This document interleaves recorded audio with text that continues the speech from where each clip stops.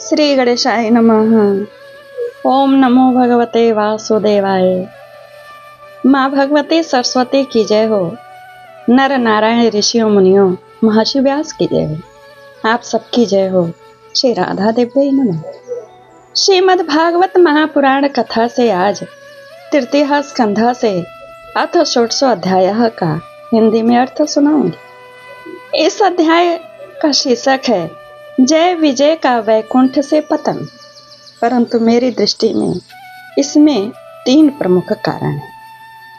प्रथम तो एक, आप जानते हैं कि सनकादि ऋषियों के शाप से इनका पतन हुआ है। परंतु 2 कारण जानने के लिए आप पूरा वीडियो सुनना पड़ेगा, लाइक कमेंट शेयर करना पड़ेगा। और इसमें ब्राह्मणों की महिमा भगवान विष्णु ने बहुत गाई है, उसको भी जानना जरूरी है। और आप जानते हैं कि भागवत कथा सुनने से पापों का नाश होता है। जिस क्षण सुनते उस क्षण तक पुण्य का उदय होता है और पाप का नाश हो जाता है। आइए पूरी कथा सुनिए। जय विजय का वैकुंठ से पतन। श्लोक 1 ब्रह्मवाच। इति तद्गृहतां तेषां मुनीनां योग धर्मिणां प्रतिनंदे जगादेदं विकुंठ निलयो विभु। श्री ब्रह्मा जी ने कहा, देवगण, जब योगनिष्ठ सनकादिक मुनियों ने इस प्रकार स्तुति की, तब वैकुंठ निवास श्री हरि ने उनकी प्रशंसा करते हुए कहा। श्री भगवान ने कहा, मुनिगण, ये जय विजय मेरे पार्षद हैं। इन्होंने मेरी कुछ भी परवाह न करके आपका बहुत बड़ा अपराध किया है। हम लोग भी मेरे अनुगत भक्त हैं, आप लोग भी मेरे अनुगत भक्त हैं। अतः इस प्रकार मेरी ही अवज्ञा करके इन्होंने दंड ही पाने का काम किया है। और आपने जो दंड दिया है वह मेरे विचार से सही है और मैं सहमत हूँ, अभिमत हूँ। ब्राह्मण मेरे परम आराध्य देव हैं। मेरे अनुचरों के द्वारा आप लोगों का जो तिरस्कार हुआ है उसे मैं अपना ही किया हुआ मानता हूँ। इसलिए मैं आप लोगों से प्रसन्नता की भिक्षा मांगता हूँ। सेवकों के अपराध करने पर संसार उनके स्वामी का ही नाम लेता है। वह अपयश उसकी कीर्ति को इस प्रकार दूषित करता है जैसे त्वचा को चर्म रोग। मेरी निर्मल सुयश सुधा में गोता लगाने से चांडाल पर्यंत सारा जगत तुरंत पवित्र हो जाता है। इसीलिए मैं वैकुंठ कहलाता हूँ, विकुंठ कहलाता हूँ। किंतु यह पवित्र कीर्ति मुझे आप लोगों से ही प्राप्त हुई है। इसीलिए जो कोई आपके विरुद्ध आचरण करेगा वह मेरी भुजा ही क्यों न हो, मैं उसे तुरंत काट डालूंगा। आप लोगों की सेवा करने से ही मेरी चरण रज को ऐसी पवित्रता प्राप्त हुई है कि वह सारे पापों को तत्काल नष्ट कर देती है। मुझे ऐसा सुंदर स्वभाव मिला, मेरे उदासीन रहने पर भी लक्ष्मी जी मुझे एक क्षण के लिए भी नहीं छोड़ती।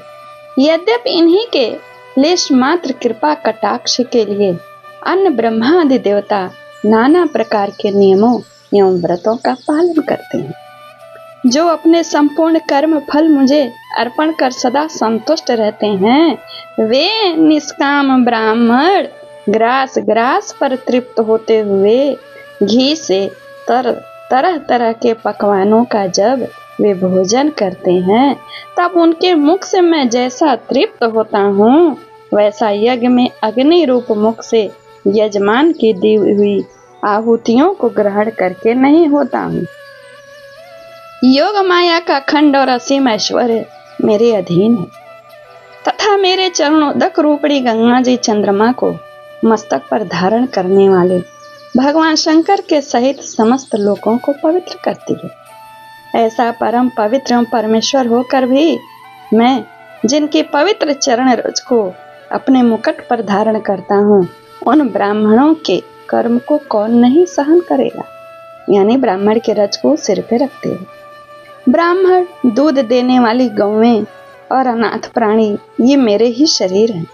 पापों के द्वारा विवेक दृष्टि नष्ट हो जाने के कारण जो लोग इन्हें मुझसे भिन्न समझते हैं, उन्हें मेरे द्वारा नियुक्त यमराज के गृध्र जैसे दूत, जो सर्प के समान क्रोधी हैं, अत्यंत क्रोधी होकर अपनी चोंच से नोचते हैं। ब्राह्मण तिरस्कार पूर्वक यदि कटु भाषण भी करे तो भी उसमें मेरी भावना करके प्रसन्न चित्त से तथा अमृत भरी मुस्कान से युक्त मुख कमल से उसका आदर करते हैं। तथा जैसे रूठे हुए पिता को पुत्र और आप लोगों को मैं मनाता हूँ, उसी प्रकार जो प्रेम पूर्ण वचनों से प्रार्थना करते हुए उन्हें शांत करते हैं, वे मुझे अपने वश में कर लेते हैं। मेरे इन सेवकों ने मेरा अभिप्राय न समझकर ही आप लोगों का अपमान किया है, इसलिए मेरे अनुरोध से केवल इतनी कृपा कीजिए कि इनका यह निर्वासन काल शीघ्र ही समाप्त हो जाए। ये अपने अपराध के अनुरूप अधम गति को भोग कर शीघ्र ही मेरे पास लौट आए। श्री ब्रह्मा जी कहते हैं, देवताओं, सनकादिक मुनि क्रोध रूप सर्प से डसे हुए थे, यानी उनको क्रोध तो था ही, तो भी वे शांत कैसे हुए? तो भी उनका चित्त अंतःकरण को प्रकाशित करने वाले भगवान की मंत्रमयी सुमधुर वाणी सुनते सुनते तृप्त नहीं हुआ।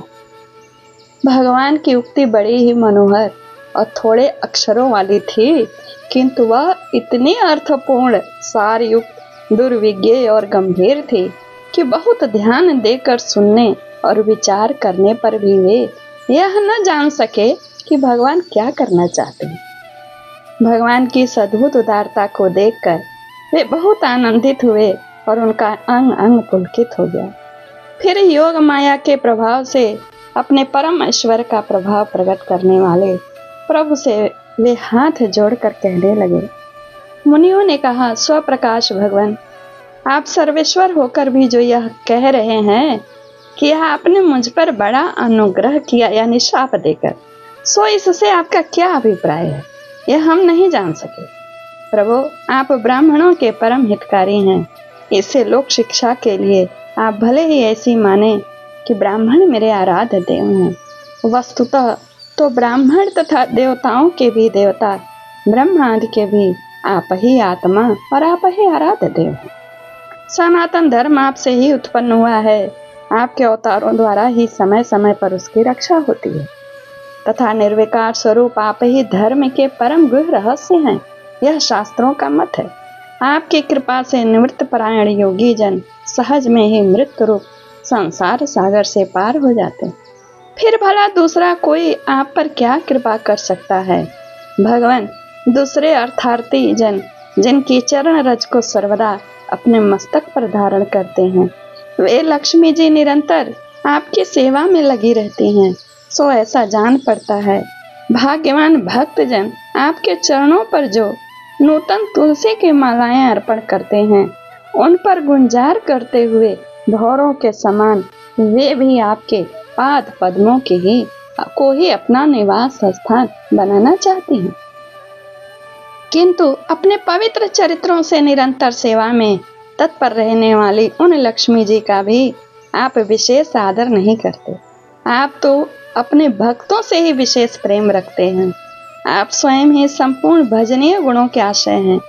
क्या जहाँ तहाँ विचरते हुए ब्राह्मणों के चरणों में लगने से पवित्र हुई मार्ग की धूलि और श्रीवत्स का चिन्ह आपको पवित्र कर सकते हैं? क्या इनसे आपकी शोभा बढ़ सकती है?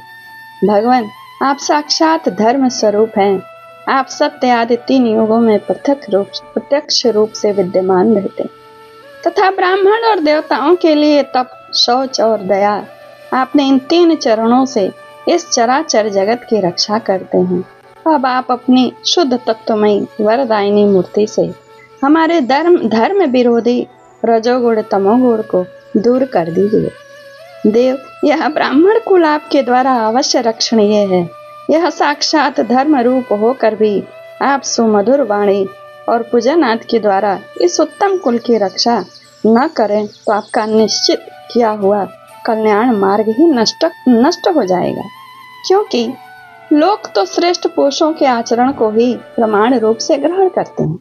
प्रभु, आप सत्व गुण के खान हैं और सभी जीवों का कल्याण करने के लिए उत्सुक हैं। इसी से आप अपने शक्ति रूप राजा हाथ के द्वारा धर्म के शत्रुओं का संहार करते हैं, क्योंकि वेद मार्ग का उच्छेद आपका अभिष्ट नहीं है। आप त्रिलोकीनाथ और जगत प्रतिपालक होकर भी ब्राह्मणों के प्रति इतने नम्र रहते हैं, इससे आपके तेज की कोई हानि नहीं होती है। यह तो आपकी लीला मात्र है। सर्वेश्वर इन द्वारपालों को आप जैसा उचित समझें वैसा दंड दें। आप पुरस्कार स्वरूप में इनकी वृत्ति बढ़ा दें। हम निष्कपट भाव से सब प्रकार आपसे सहमत हैं। अथवा हमने आपके इन निपराध अनुचरों को शाप दिया, इसके लिए हमें उचित दंड दें। हमें वह भी सहर्ष स्वीकार है। श्री भगवान ने कहा, मुनिगण, आपने इन्हें जो शाप दिया है, सच जानिए वह मेरे ही प्रेरणा से हुआ है। अब ये शीघ्र ही दैत्य योनि को प्राप्त होंगे और वहाँ क्रोधावेश से बढ़ी हुई एकाग्रता के कारण सुदृढ़ योग संपन्न होकर फिर जल्दी ही मेरे पास लौट आएंगे।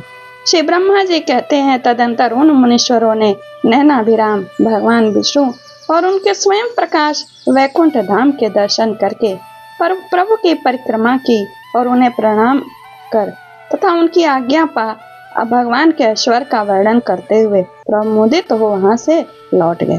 फिर भगवान ने अपने अनुचरों से कहा, जाओ, मन में किसी प्रकार का भय मत करो, तुम्हारा कल्याण होगा। मैं सब कुछ करने में समर्थ होकर भी ब्रह्म तेज को मिटाना नहीं चाहता, क्योंकि ऐसा ही मुझे अभिमत है। मैं सहमत हूँ इससे। एक बार जब मैं योग निद्रा में स्थित हो गया था, तब तुमने द्वार में प्रवेश करती हुई लक्ष्मी जी को रोका था।